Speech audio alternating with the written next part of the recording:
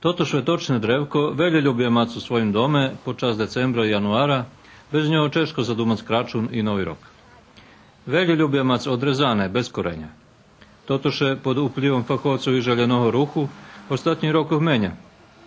Da ľudzi pomali prehodze na jadlovci so skorenjem, že by ich poznejšie dakle zasadzeli, a ne odruceli. Rozsadnik jadlovcov, ali i drugih ukrasnih rošlinoh u Hajdukove na severu Bački, šitski drevka predava ljem za skorenjem. Sad već još malo rano o tim da pričamo, ali eto, kupuju ljudi sad dolaze, tako da dan prodamo po par komada, ali ono zadnje nedelje onda stvarno mislim baš dolaze puno ljudi i čekaju zadnji moment. Samo nije mi jasno zašto ljudi čekaju zadnji dan. Znači uveče kad treba da bude okićena jelka, onda dolaze da kupuju ljudi. To treba nedelju dana, 10 dana rane se kupi, da se odaberu najlepši primjerci.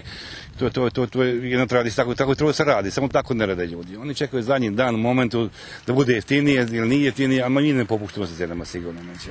U tim rozsadniku maju 6-7 fajti jadlovcoh. Vekšina z njih sme reki, a jest i omoriki, ale poneže to ľudzom šitsko jadlovci i Bešličovo ih tak volaju. Treba dodac, že za produkciju jednog jadlovca potrebne najmanje 7, ta i 6 roki, a cena še ruše od 1200 po 3000 dinari i zavisi od fajti, farbi i visini každog drevka.